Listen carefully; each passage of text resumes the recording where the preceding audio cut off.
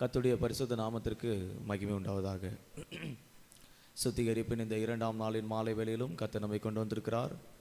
கர்த்தருக்கே மகிமையை நாம் செலுத்த வேண்டிய ஒரு நேரத்துக்கு நாம் வந்திருக்கிறோம். விசேஷமான இந்த ஈஸ்டர் உயிர்த்த இந்த நாளிலே நாம் திருவந்தெடுக்க இருக்கிற கர்த்தருடைய பிள்ளைகள், ஞானஸ்தானம் எடுக்க ஆயத்தம் பண்ணி கொண்டிருக்கிற கர்த்தருடைய பிள்ளைகள், இப்படி சுத்திகரிப்பது நம்மேல் விழுந்த கடமை. ஆயத்தம் இல்லாமல், பரிசுத்தம் இல்லாமல் நாம் அவருடைய சரீரத்தையும் ரத்தத்தையும் எடுக்க முடியாது, எடுக்கக்கூடாது. அப்படி நீங்கள் எடுப்பீங்கன்னு சொன்னால் அது தேவனுடைய சமூகத்தில் நன்மையை பெற முடியாது, தேவனிடத்திலிருந்து நியாய தீர்ப்பை பெற்றுக்கொள்ள முடியும் என்று 1 கொரிந்தியர் 11ஆம் அதிகாரத்தில் நாம் படிக்கிறோம். நம்மை நாமே நிதானித்தறிந்து இந்த அப்பத்தை புசிக்க வேண்டும் வேதம் சொல்லுகிறது. 1 கொரிந்தியர் 11ஆம் அதிகாரத்தை பார்க்கும்போது அந்த வசனம் நம்ம எல்லாருக்கும் தெரியும்.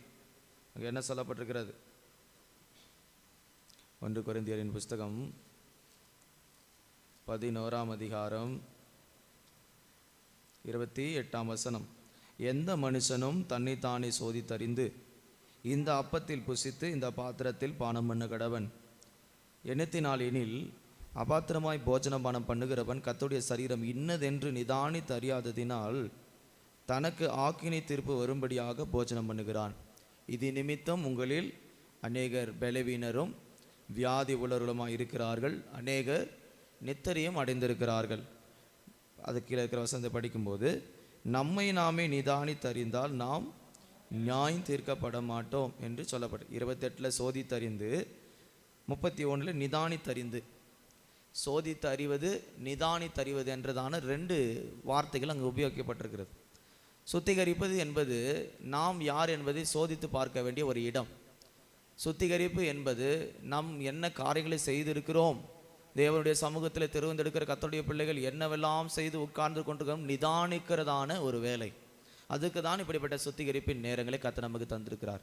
கர்த்தருடைய பரிசுத்த நாமத்திற்கு மகிமை உண்டாவதாக. இந்த 2ஆவது சுத்திகரிப்பின் மாலை வேளையில் சத்தியத்துக்கு நாம் கீழ்ப்படிவோமாக. சொல்லப்படுகிற வசனத்தில் நம்முடைய சிந்தைகளை ஒப்பு கொடுத்து நாம் செய்த பாவங்கள், அக்கிரமங்கள் வசனத்தின் மூலமாக நம்மை சுத்திகரிக்க ஆவியானவர் உதவி செய்யும்படி சத்தியத்தை செவி சாய்த்து ஒப்பு கொடுப்போமாக. 1ஆம் நாளில் நாம் சிந்தித்தோம், ஆசை ஒரு மனிதனுக்குள் கொண்டு வரும் பாவங்கள். இந்த காலை வேளையில் நாம் சிந்தித்தோம், தேவனுக்கு விரோதமான அருவருப்புகள். இந்த மாலை வேளையில் நம்முடைய தியானத்திற்காக ஏசாயாவின் புஸ்தகம் 1ஆம் அதிகாரம் 16ஆம் வசனத்தை படிக்கும்போது 15, 16 வசனங்கள். நீங்கள் உங்கள் கைகளை விரித்தாலும் என் கண்களை உங்களை விட்டு மறைக்கிறேன், நீங்கள் மிகுதியாய் ஜெபம் பண்ணினாலும் கேளேன். உங்கள் கைகளில் இரத்தத்தினால் நிறைந்திருக்கிறது, உங்களை கழுவி சுத்திகரியுங்கள். உங்கள் கிரியைகளின் பொல்லாப்பை என் கண்களுக்கு மறைவாக அகற்றிவிட்டு தீமை செய்தலை விட்டு ஓயுங்கள் என்று வசனம் சொல்லப்பட்டிருக்கிறது. கர்த்தருடைய பரிசுத்த நாமத்துக்கு மகிமை உண்டாவதாக. உங்களை கழுவி சுத்திகரியுங்கள். சுத்திகரிப்பின் அடுத்த அனுபவம் கழுவுதல். இப்போ உலக பிரகாரமாக நாம் எல்லாருமே சரீரத்தில் ஒரு சுத்தாங்கம் அடைவதற்கு காலையிலும் மாலையிலும் கூடுமான எந்த நேரத்தில் நாம் குளிப்பதை பார்க்கிறோம். அது எதற்காக? சரீரத்தில் இருக்கிறதான ஒரு சுத்தாங்கம் அடைவதற்கு, ஒரு பரிசுத்தம் அடைவதற்கு சரீர பிரகாரமாக, மாம்சக பிரகாரமாக நாம் சரீரத்தை கழுவுகிறோம்.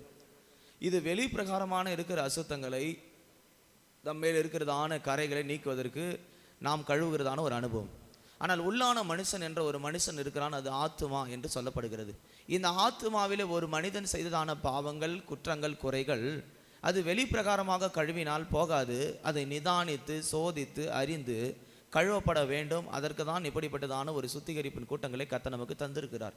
எத்தனை காரியங்கள் நமக்குள்ளே மறைந்திருக்கிறது என்பது இந்த சத்தியத்தை தியானிக்கும் போது கர்த்தர் நமக்கு வெளிப்படுத்துவார். நாம் அதற்கு ஒப்பு கொடுக்கிற நேரம் இதுதான். கர்த்தருடைய பரிசுத்த நாமத்துக்கு மகிமை உண்டாவதாக. கழுவப்படாத பாவங்கள் எத்தனை இருக்கிறது பாருங்கள். சில பேர் பாருங்கள், என்ன குளிச்சாலும் அவங்க மேலே இருக்கிற துர்நாற்றம் போகிறதே இல்லை.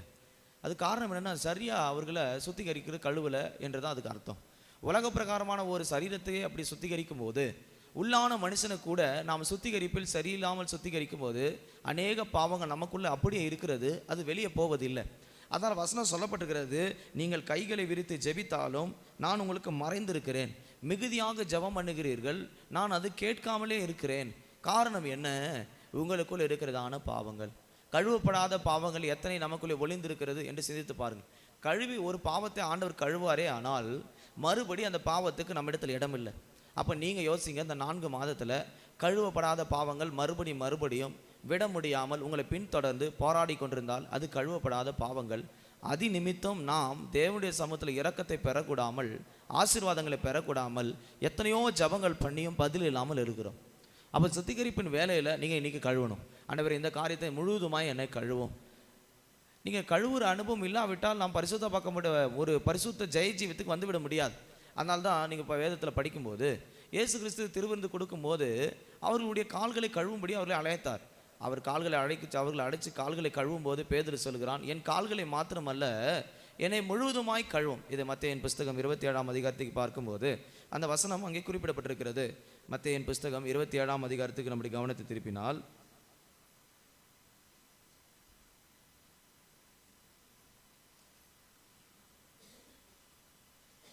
யோவானின் புஸ்தகம் 13ஆம் அதிகாரம்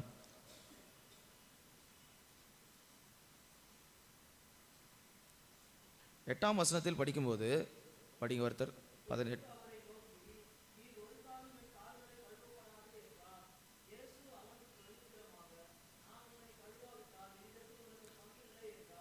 வேதத்தில் சொல்லப்பட்டிருக்கிறது, அவர் கழுவாவிட்டால் ஒருவனுக்கு இந்த திருவிருந்திலே பங்கு இல்லை. அப்போ நீங்கள் கழுவப்படாமல் இந்த திருவிருந்துக்கு வந்து எடுக்கலாம் என்று நினைத்தால் நீங்கள் எடுக்கிறது போல இருக்கலாம், ஆனால் அவரிடத்தில் உங்களுக்கு பங்கு இருக்காது.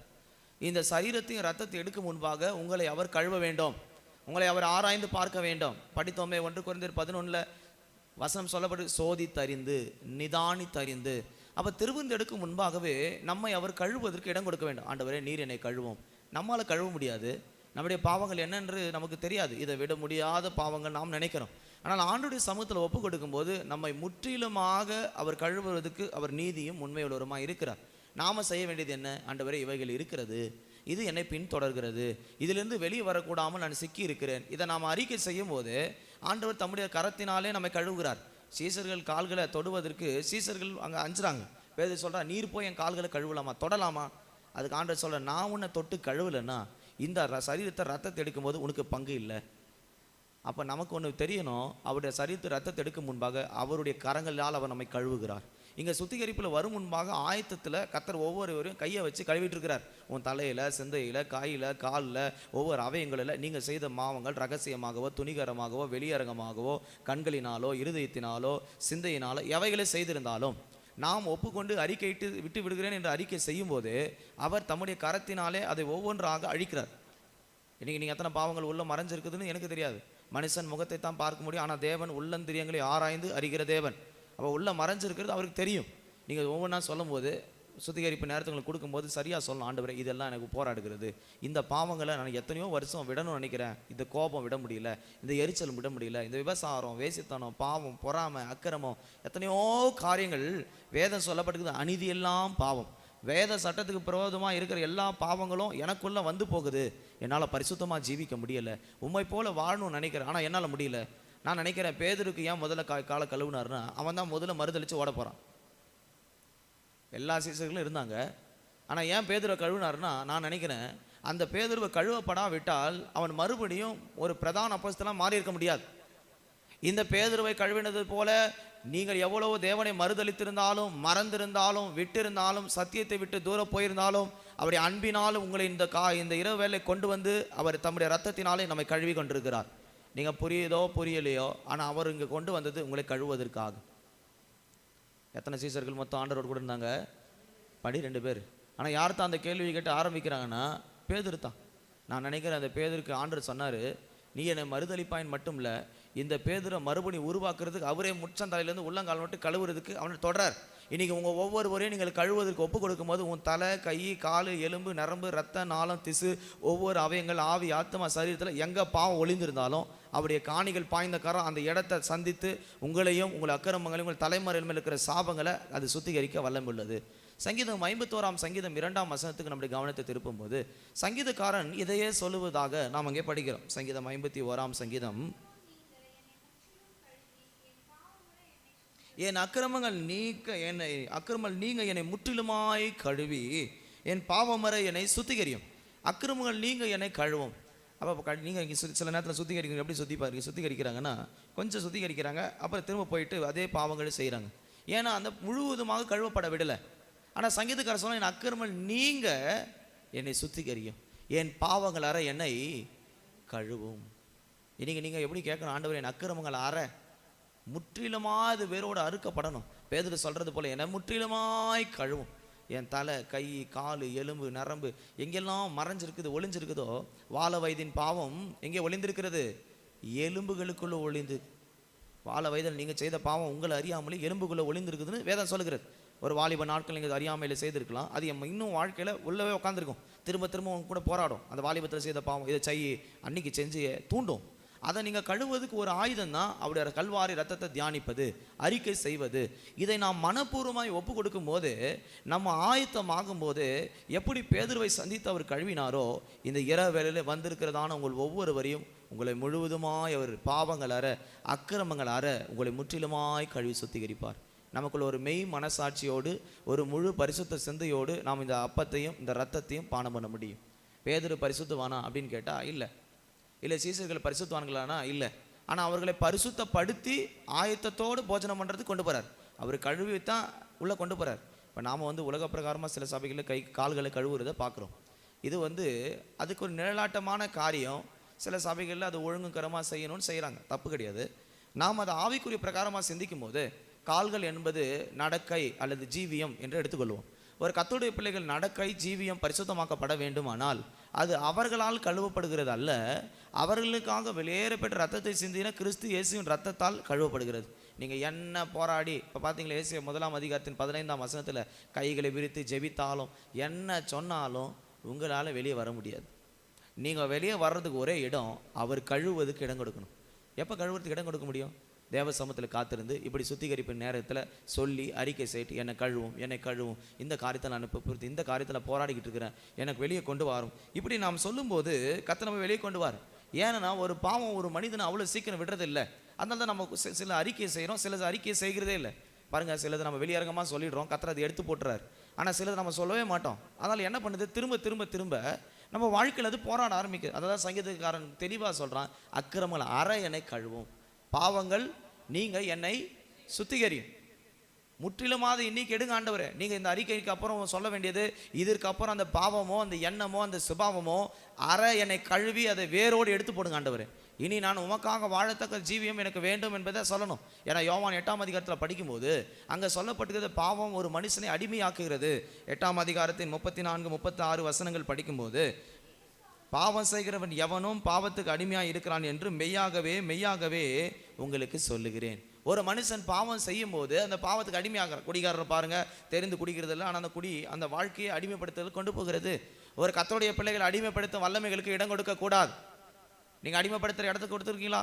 பாவத்தை உங்களை அடிமைப்படுத்துகிறதா? தேவ சமூகத்தில் ஒப்பு கொடுங்க, ஆண்டவரே இந்த பாவங்கள் என்னை அடிமைப்படுத்துகிறது, அதிலிருந்து வெளியே வரக்கு கிருபை தாரும்.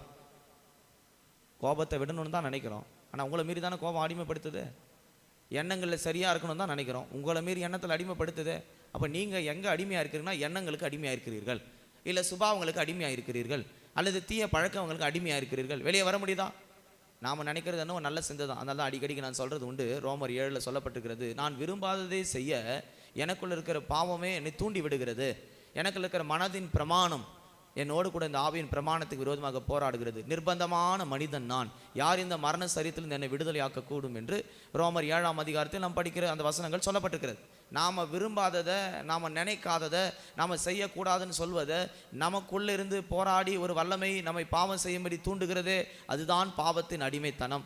இந்த இரவு வேளை கர்த்தர் அதை முற்றிலுமாக அற கழுவும்படி விரும்புகிறார். பேதுருவை போல சொல்லுவோமாக, ஆண்டவரே என் கால்களை மாத்திரமல்ல என்னை முழுவதுமாய் கழுவும். நீங்கள் சொல்லும்போது அவர் பார்ப்பார், பரவாயில்ல என் பிள்ளைங்க இன்றைக்கி சரியாக வந்து விட்டாங்க, இன்றைக்காவது என்னை கழுவுறதுக்கு இடம் கொடுத்துருக்குறாங்க, நம்ம அவங்கள கழுவி சுத்திகரிப்போம்.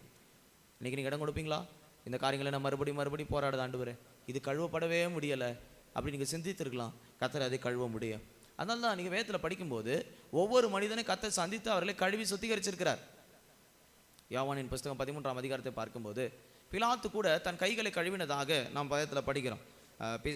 சீசருடைய கால்களை 13 படிக்கிறோம்.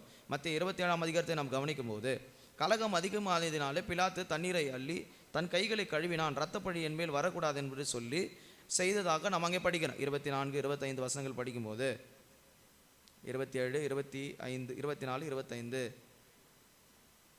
மத்திய 27 24 25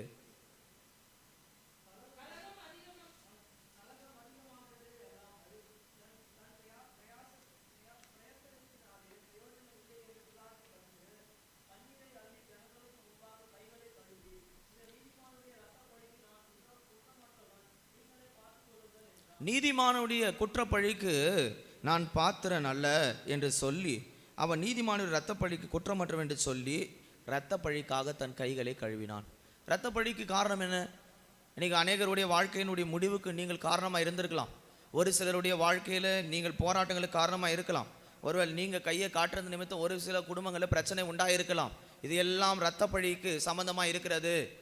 அநேகருடைய இரத்தப்பழிக்கு நீங்கள் காரணமாக இருக்கிறீர்களா? யாருடைய முடிவுக்காவது, சாவுக்கு, யாருடைய மரண போராட்டங்கள் நீங்கள் காரணமாக இருந்தால் அதுதான் இரத்தப்பழி. இரத்தப்பழிக்கு யாராவது இங்கே உட்காந்துருக்கிறீங்களா? நீங்கள் சொன்னது நிமித்தம், நீங்கள் சொன்ன வார்த்தை நிமித்தம் துக்கப்பட்டு வேதனைப்பட்டு யாராவது தவறான முடிவுகள் எடுத்திருப்பாங்களா? அதுதான் இரத்தப்பழி. உங்கள் மேலே வரும், உங்கள் தலைமுறை மேலே வரும். 3ஆம் 4ஆம் தலைமுறை மட்டும் விசாரிக்கப்படும். இரத்தப்பழிக்கு நீங்கள் ஆக்கும்படி கைகளை கழுவுங்கள். கையில் எங்கென்ன இருக்குது? ஒருத்தர் நீ தான் பிரச்சனை, நீ தான் போராட்டம், கையை காட்டினீங்களா? எத்தனை பேர் நீங்கள் சொல்லியிருக்கீங்க அவங்க தான் தப்பு பண்ணாங்க, நான் பார்த்தேன், கையை காட்டிருக்கீங்களா? அதுதான் என்ன பழி? இரத்தப்பழி இருக்குதா? நாம் கையை காட்டுறதில்ல, கையை பிடிச்சா கொடுத்துருவோம். இவங்க தான் நேராக கையை பிடிச்சி வீட்டுக்கு கொண்டு போய் விட்டுருவோம். வசனம் சொல்லுது, நீ கையை நீட்டினாலே என்னதான்? இரத்தப்பழி. இயேசு கிறிஸ்துக்கு தண்டனை பிலாத்து கொடுக்கல, அவன் கையும் காட்டலை, ஜனங்க சொன்னதுக்கு சரின்னு தான் சொன்னான். ஆனால் இரத்தப்பழி யார் மேல் வந்தது? பிலாத்து மேல் வந்தது. இதை அறிஞ்ச உடனே தன் கைகளை கழுவினான். நீங்கள் நினைக்கிற மாதிரி ஏதோ பாவம் செய்தால் தான் பாவம் அல்ல. பாவம் செய்யறதுக்கு உடன்பட்டு எந்த காரியத்துக்கு நீங்கள் நின்று இருந்தாலும் அது பாவம் தான். அப்படி எத்தனை இரத்தப்பழி உங்கள் தலைமையில் இருக்குன்னு யோசிச்சு பாருங்க. மற்றவங்களை அழிந்து போவதற்கு, மற்றவங்க மறிக்கிறதுக்கு, மற்றவங்களை விழுகிறதுக்கு, மற்றவங்களை வேலையில் இல்லாமல் போவதற்கு, அல்லது மற்றவருடைய குடும்பங்களில் பிரச்சனை உண்டாகிறதுக்கு நம்ம சொன்ன வார்த்தைகளோ நாம் செய்த கிரியைகளோ காரணமாக இருக்குமானால் அதுதான் நம்மையில் இருக்கிற இரத்தப்பழி. இந்த இரவு வேலை ஆண்டவர் சொல்கிறார், அதை நீ சுத்திகரித்து கழுவு. கழுவப்படாமல் திரும்ப எடுக்க முடியாது. கழுவப்படாத யாரும், கல்வாரி ரத்தத்துக்குள்ளே கழுவப்படாத யாரும் எவரும் அவருடைய சரீரத்தை எடுக்க முடியாது என்று வேதம் சொல்லுகிறது. அப்போஸ்தலர் நடவடிக்கைகள் 22ஆம் அதிகாரத்தில் படிக்கும்போது 16ஆம் வசனத்தில் எங்கள் சிந்தித்தால் என்ன சொல்லப்பட்டிருக்கிறது? ஞானஸ்தானம் பெற்று உன் பாவங்களை கழுவப்படு என்று அங்கே வசனம் சொல்லப்பட்டிருக்கிறது. இப்போது நீ தாமதிக்கிறது என்ன?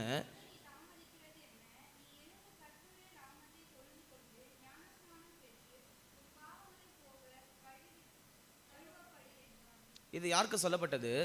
தமஸ்குவுக்கு போய்கொண்டிருந்தான சவுல் என்ற ஒரு மனிதனை குறித்து வேதத்தில் நாம் படிக்கிறோம். அந்த மனிதன் தேவ பக்தியுடனாக கர்த்தரவனை மாற்றி யூதருக்கு நல்ல சாட்சி பெற்ற ஒரு மனுஷனாகிய அனனியாவிடத்தில் வந்து அவன் பார்வையடைந்து ஞானஸ்தானம் பெறுகிறதான ஒரு சம்பவத்தை நாம் அங்கே படிக்க கேட்கிறோம். அந்த மனிதன் விசுவாசம் உள்ளவனாகி கிறிஸ்து இயேசுக்காக பாடுகளை சகிப்பதற்கு தன்னை அர்ப்பணித்து தேவ சமூகத்தில் ஒப்பு கொடுத்த போது கர்த்தர் அவனை பரிசுத்தப்படுத்தி ஒரு ஞானஸ்தான சத்தியத்துக்குள் கொண்டு வருகிறதை நாம் அங்கே படிக்கிறோம். ஞானஸ்தானம் பெறும்போது பாவங்களார கழுவப்படுகிற ஒரு அனுபவம் நமக்கு கொடுக்கப்படுகிறது. அதனால தான் ரோமரில் படிக்கிறோம், ஞானஸ்தானம் பெறும்போது பாவங்களுக்கு, நம்முடைய எல்லா பாவங்களையும் அதனோடு சேர்ந்து அடக்கம் பண்ணப்படுகிறோம். ஞானஸ்தானத்தில் உங்களை வெளியே எடுக்கும்போது பாவங்கள் இல்லாத ஒரு பரிசுத்த ஜீவியத்தின் வாழ்க்கைக்கு கொண்டு வரும். ரோமரின் புஸ்தகத்தில் படிக்கும்போது அது எங்கே சொல்லப்பட்டுக்குது? ஞானஸ்தானம் பெறும்போது ஒரு மனிதன் பாவங்கள் எல்லாவற்றையும் அடக்கம் பண்ணப்படுகிறான். அவன் தண்ணீரிலிருந்து எடுக்கப்படும் போது அவன் ஒரு புதிய மனிதனாக, ஒரு புனிதமாக்கப்பட்ட மனிதனாக எடுக்கப்படுவதாக ரோமர் 6ஆம் அதிகாரத்தினுடைய 4ஆம் வசனத்தில் அவைகளை வாசிக்கிறோம். படிங்க.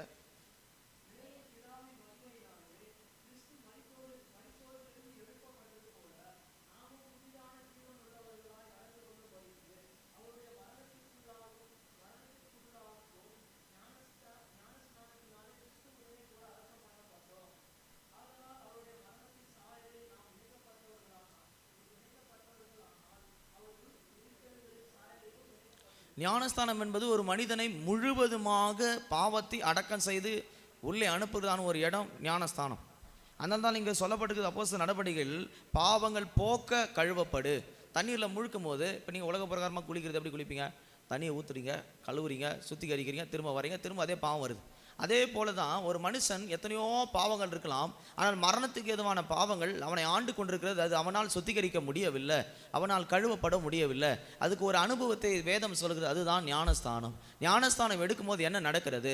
நம்முடைய பாவங்கள், நித்தியத்தை இழக்க செய்யதான சுபாவங்கள், நித்தியத்துக்கு விரோதமாக இருக்கிற ஆதாம் யாமால் மேல் இருந்த பாவ தண்டனைகள், இவைகள் அனைத்தும் ஞானஸ்தானம் எடுக்கும் போது அவைகள் தண்ணீருக்குள்ளே அடக்கம் பண்ணப்பட்டு அல்லது அந்த பாவங்கள் முற்றிலுமாக கழுவப்பட்டு உயிர் தேர்தலின் சாயலாகிய நித்திய ராஜ்யத்துக்கு போகிற ஒரு புதிய சாயல் மேனியை பெற்றவர்களாக நாம் எடுக்கிறோம் வெளியே அவர்களை.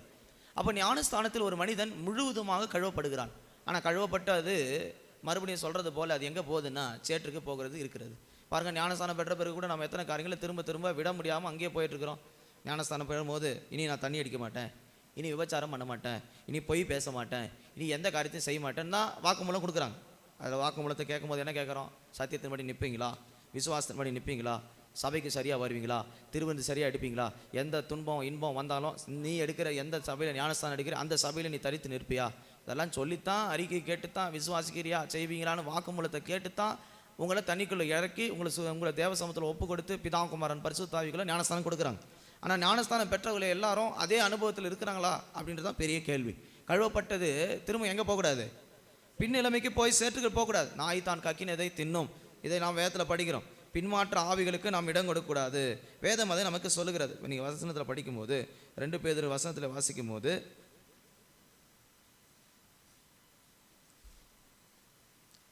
2ஆம் அதிகாரம் 22ஆம் வசனம் 20 படிங்க, 20 படிங்க, சத்தமாக படிங்க.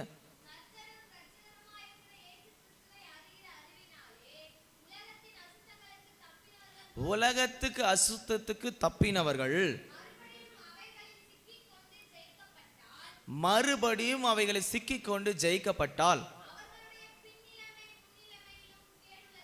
அவருடைய பின்னிலுமை முன்னிலுமையை விட அதிக கேடு உள்ளதாக இருக்கும். அவர்கள் இந்த நீதியின் மார்க்கமாகிய சத்தியத்தை அறிந்த பின்பு அவர்களுக்கு ஒப்பிக்கப்பட்டதான அந்த பரிசுத்த கற்பனையை விட்டு விலகுவதை பார்க்கிலும் அதை அறியாது இருப்பார்களே ஆனால் அது நலமாய் இருக்கும். ஏனென்றால் 22ஆம் வசனத்தில் சொல்லப்பட்டிருக்கிறது, நாய் தான் கக்கினதை தின்னும், கழுவப்பட்ட பன்றி சேற்றிலே புற திரும்புகிறது என்று சொல்லப்பட்ட மெய்யான பழமொழியின்படி அவர்களுக்கு சம்பவிக்கிறது. எவர்களுக்கு? சத்தியத்தை அறிந்து நீதியின் மார்க்கத்தை அறிந்து இதுதான் வசனம், இதுதான் சத்தியம், இப்படி தான் ஜீவிக்கணும், வாழ்க்கை இப்படி தான் மாற்றணும், நீதியின் மார்க்கம் இதுதான், நீங்கள் இப்படி தான் வாழ்க்கையை நடத்தணும்னு ஒரு சத்திய கற்பனையை உங்களுக்கு போதிக்கிறோம். ஞானஸ்தானத்துக்கு முன்பாகவே உங்கள் வழிகளை சீர்படுத்துங்க, இதெல்லாம் சரியில்லை, இந்த பாதைக்கு நீங்கள் திரும்பணும்னு சொல்லும் போது நீங்கள் எல்லாவற்றையும் ஒப்பு கொடுத்து, இல்லை நான் கிறிஸ்துக்காக வாழ்வேன், எல்லாவற்றையும் நாம் ஒப்பு கொடுத்து தான் அந்த ஞானஸ்தான தொட்டிக்குள்ளே இறங்குறோம். அப்படி தானே? ஞானஸ்தானத்துக்கு முன்பாக உங்களுக்கு கேட்க நம்ம யாரும் இறக்குறது இல்லையா? இது என்ன, சில பேர் சில சபையில் நேற்றுக்கு நான் கேட்கும்போது ஒரு 50 பேர் நிற்க வச்சு தண்ணி மேலே தெளிச்சுட்டு ஞானஸ்தானம் முடிஞ்சது அனுப்புறது ஒரு ஞானஸ்தானமா? இது எந்த பைபிள் எழுதிருக்குன்னு எனக்கு தெரியல. ஆனால் நான் வாசிக்கிற பைபிளில் அப்படி எந்த ஞானஸ்தானமும் கொடுக்கப்படவில்லை. ஞானஸ்தானம் என்பது ஒரு மனிதனை பாவத்தை அடக்கம் செய்வது. கர்த்தருடைய பிள்ளைகளே, திருவந்தெடுக்கிற கர்த்தருடைய பிள்ளைகளே, சிந்திக்க வேண்டிய ஒரு காரியம் இருக்கிறது. நீங்கள் ஞானஸ்தானம் எடுத்த பின்பு கழுவப்பட்ட பாவங்கள் மறுபடியும் உங்களுக்கு கூட போராடினால் அதுதான் நாய் தான் கக்கினதை பின்பாக திரும்ப போவது. இப்படிப்பட்டவருடைய முன்னிலைமை, வசனம் சொல்ற அவருடைய பின்னிலைமை முன்னிலைமையை காட்டிலும் கேடு உள்ளதாக இருக்கிறது. அவர்கள் தேவனை அறியாமல் இருந்தாலே நலமாக இருக்கும். எப்படி இருக்கும்? பேசாமல் நீ இதை அறியாமல் இருந்தாலே நல்லது அப்படின்னு சொல்கிறார். நீ அறிஞ்சு எல்லாம் தெரிஞ்சு எல்லாம் நீதியின் மார்க்கத்தை உணர்ந்து சத்தியத்தை அறிஞ்சு எல்லாம் தெரிஞ்சு விசுவாசத்தை தெரிஞ்சுக்கிட்டு எல்லாவற்றையும் உனக்கு கற்றுக் கொடுத்த பிறகு நீ திரும்பி விட்டு வந்த வாழ்க்கைக்கு போய் அதிலும் கேடான காரியங்களை செய்யும்போது வேதம் சொல்லுகிறது, அவர்கள் இந்த மார்க்கத்தை இந்த சத்தியத்தை இதை அறியாமல் இருப்பார்களே ஆனால் அதுவே அவர்களுக்கு போதுமானது. ஏன்னு சொன்னால், ஒரு மனுஷனை கர்த்தர் எதை வைத்து நியாயம் தீர்க்க போறாருன்னா, நீங்கள் அறிந்திருக்கிற சத்தியங்கள், உங்களுக்கு சொல்லப்படுகிற வசனங்களில் நீங்கள் எதெல்லாம் தவறுகிறீர்களோ அதை கொண்டு தான் கர்த்தர் நியாயம் தீர்ப்பார். இப்போ உதாரணத்துக்கு சொல்கிறேன், உங்களுக்கு 23ஆம் சங்கீதம் மட்டும் தான் தெரியுதுன்னா அந்த வசனத்தை வச்சு தான் அவனை நியாயம் தீர்ப்பார். இல்லை எனக்கு எல்லா வசனம் தெரியுதா, உனக்கு எவ்வளோ சத்தியத்தை கர்த்தர் உனக்கு போதிக்கிறாரோ அந்த சத்தியத்தின் அளவின்படி உனக்கு நியாயம் தீர்ப்பார். உதாரணத்துக்கு இப்போ நீங்கள் ஒரு வண்டியை ஓட்டுறீங்க, உங்களுக்கு சட்டம் தெரியல, இன்றைக்கி ஹெல்மெட் போடக்கூடாது, இந்த ரோட்டில் இவ்வளோ ஸ்பீட் லிமிட் போகக்கூடாது, உனக்கு தெரியல, வேறு ரூட்டில் போகிற. எப்படிப்பட்ட கோர்ட்டு எந்த நாட்டுடைய ரூல்ஸ் அண்ட் ரெகுலேஷனில் ஒரு தடவை வார்னிங் கொடுப்பாங்க, நீ தவறு செய்யக்கூடாது, இது தெரியாமல் நீங்கள் வந்திருக்கிறீங்க, ரூல்ஸ் அண்ட் ரெகுலேஷன்ஸு, உங்களுக்கு ஒரு சான்ஸ் கொடுக்குறேன், நீங்கள் இதை சரிப்படுத்திங்க, உங்கள் இதுக்கப்புறம் நீங்கள் ஓட்டுற வேண்டிய வாகனத்தை சரியாக ஓட்டிங்கன்னு சொல்லி அனுப்பாங்க.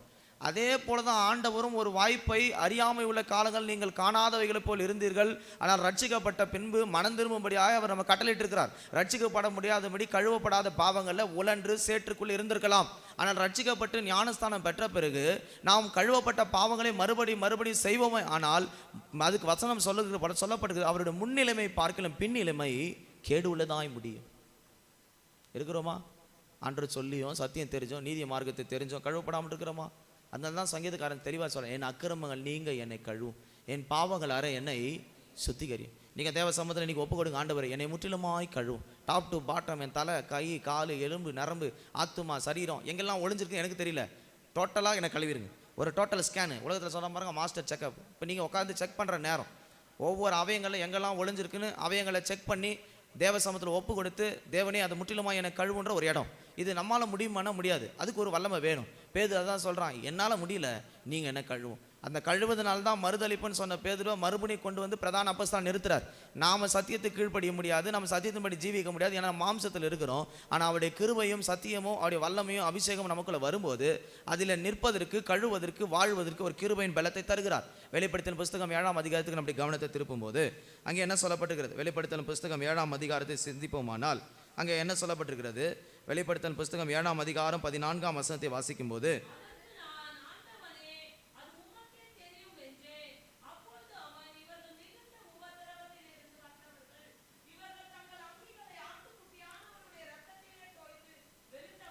இவர்கள் எதிலிருந்து வந்தவர்கள்? ஆட்டுக்குட்டியானவர் ரத்தத்துக்குள்ளே தங்களை தோய்த்து வெளுத்தவர்கள். அதுக்கு அர்த்தம் என்ன? ரத்தத்துக்குள்ளே மூழ்கி எடுக்கப்பட்டவர்கள். முதலாவது ஞானஸ்தானத்தில் நாம் மூழ்கடிக்கப்படுகிறோம். ஆனால் ஒவ்வொரு திருவந்தெடுக்க முன்பாக நீங்கள் சிந்தித்துக்கு ஒப்பு கொடுக்கும் போது அந்த கல்வாரி ரத்தத்துக்குள்ளே உங்களை முழுவதுமாக கத்த டிப் பண்ணி எடுக்கிறார். அதுக்குள்ளே நீங்கள் இறங்கி அந்த ரத்தத்துக்குள்ளே மூழ்கி வரும்போது தலை, கை, கால் எல்லாமே அதுக்குள்ளே நீங்கள் கழுவப்பட்டு வெளியே வரலாம். அதுக்கு தான் இப்படி சுத்திகரிப்பின் கூட்டத்தை உங்களுக்கு வச்சுருக்கிறோம். மற்ற சபைகள் இப்படிப்பட்ட அனுபவங்கள் இல்லை. ஆனால் நாம் அதை வச்சிருக்கிறதுக்கு நோக்கமே நம்மை முற்றிலுமாய் கழுவப்படுகிறதுக்கு ஒரு நல்ல நேரத்தை நாம் கொடுக்குறோம். நான் சொன்னது போல் 1 கொரிந்தியர் திரும்ப கூட ஒரு தடவை நம்ம சிந்திக்கலாம். 1 கொரிந்தியர் 11ஆம் அதிகாரத்துக்கு நம்முடைய கவனத்தை திருப்போம். நான் சொன்னேனே அந்த 2 வசனங்களை திரும்ப கூட நம்ம கவனத்துக்கு திருப்போம். 11ஆம் அதிகாரம் 28ஆம் வசனத்தில் சொல்லப்பட்டிருக்கிறது, எந்த மனுஷனும் தன்னைத்தானே சோதித்து அறிந்து. 31ஆம் வசனத்தில் சொல்லப்பட்டிருக்கிறது, நிதானித்து அறிந்து. சோதித்து அறிகிற இடம், நிதானித்து அறிகிற இடம் தான் திருவிருந்துக்கு முன்பாக. திருவந்து எடுக்க முன்பாக நான் இதற்கு சரியான ஆள் தானா, என்னை கழுவப்படாத சுபாவங்கள் எத்தனை இருக்கிறது என்பதை சோதித்து அறிவது.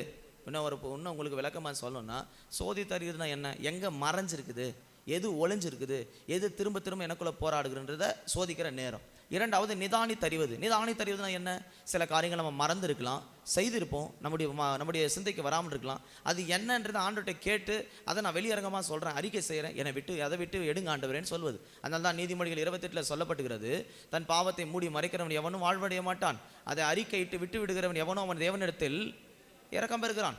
ஒரு கத்தோலிக்க பிள்ளைகள் பாவம் என்பது இந்த உலகத்தில் இருக்கிற வரைக்கும் பாவத்தோடும் மாம்சத்தோடும் அக்கிரமத்தோடும் இவ்வுலகத்தில் இருக்கிற பாவ சிற்றின்பங்களோட போராட்டம் உண்டு.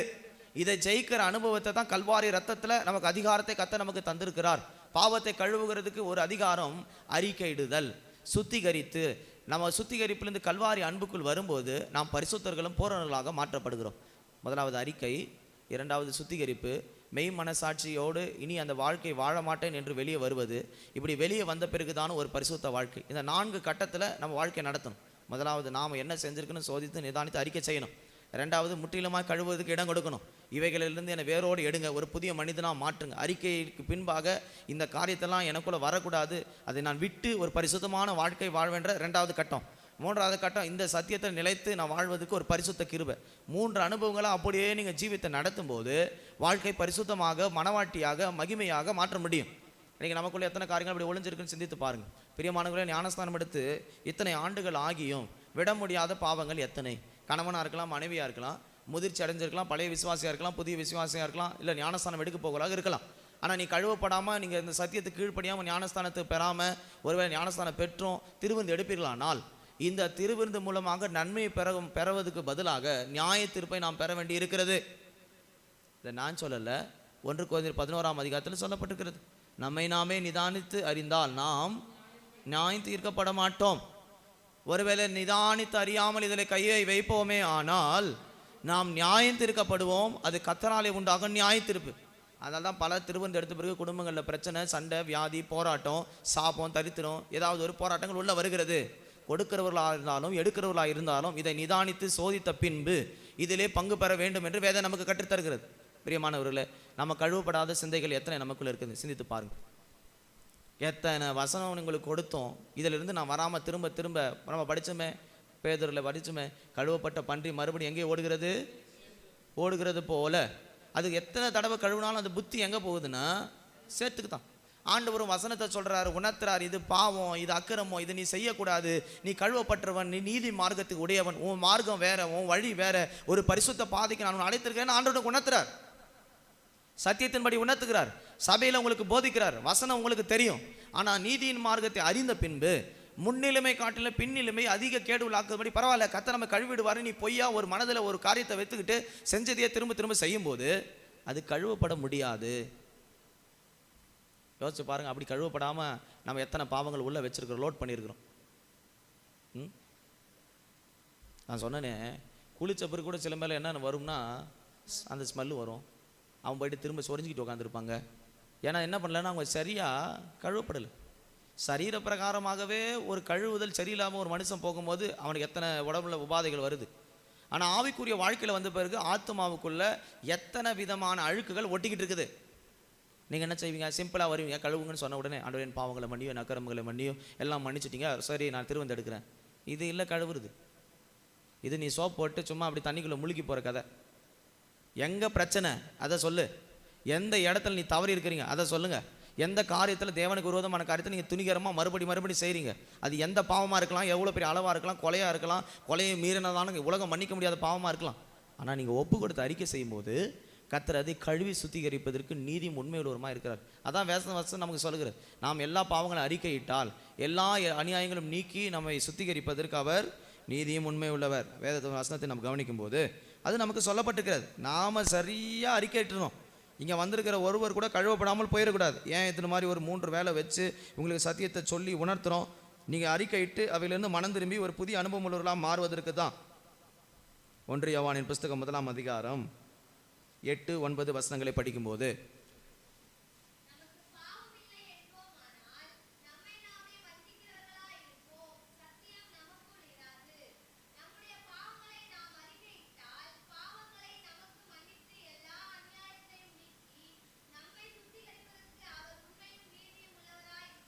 எல்லா அநியாயங்களும் நீக்கி நம்மை சுத்திகரிப்பதற்கு அவர் நீதியும் உண்மை உள்ளவருமா இருக்கிறார். எப்போது?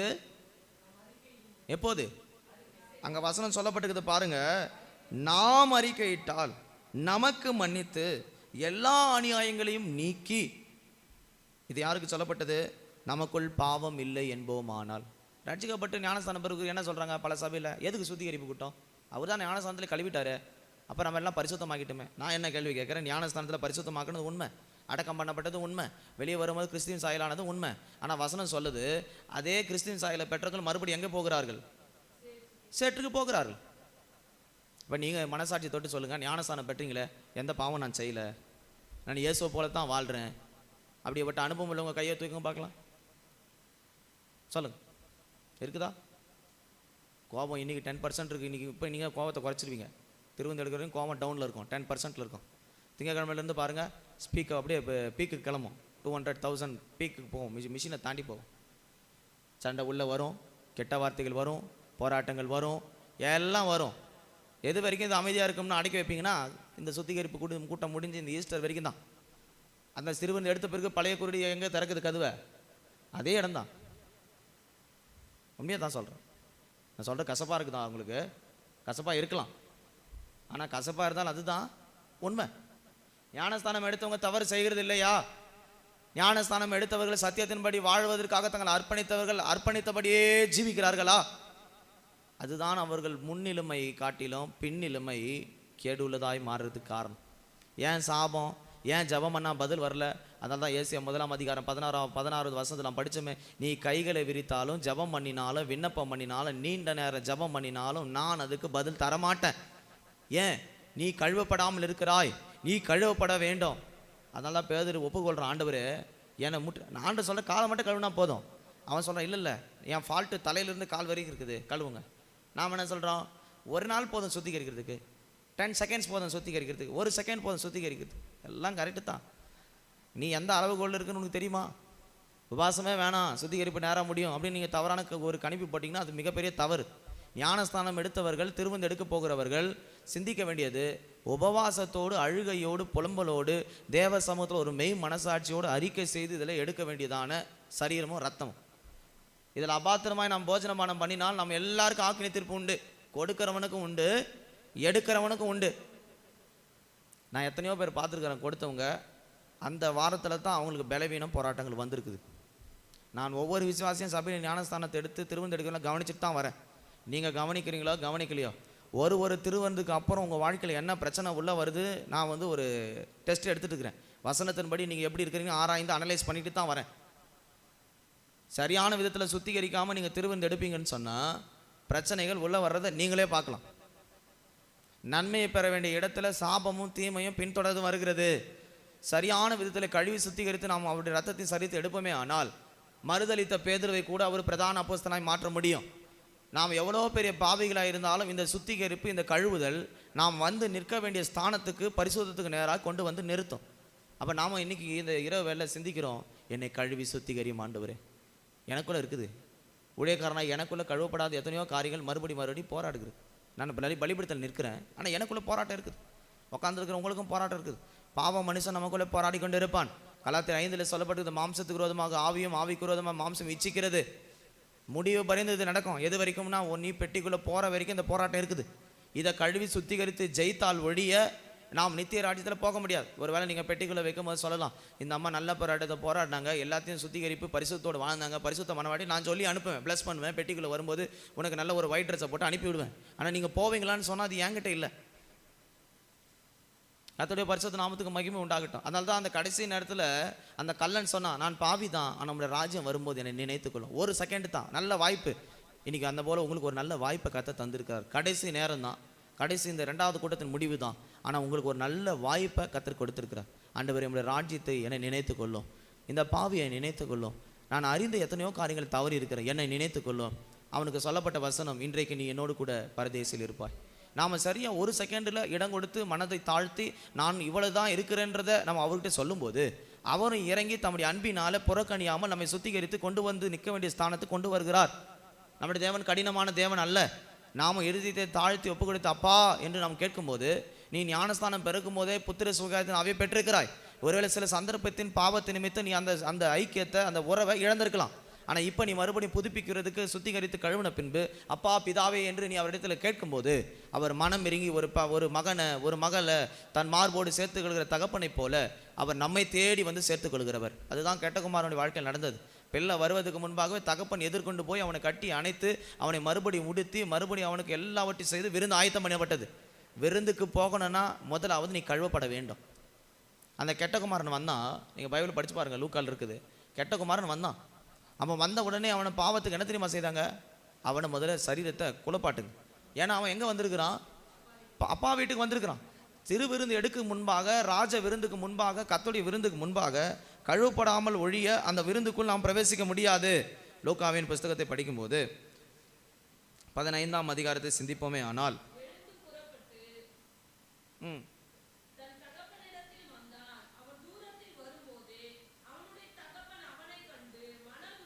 22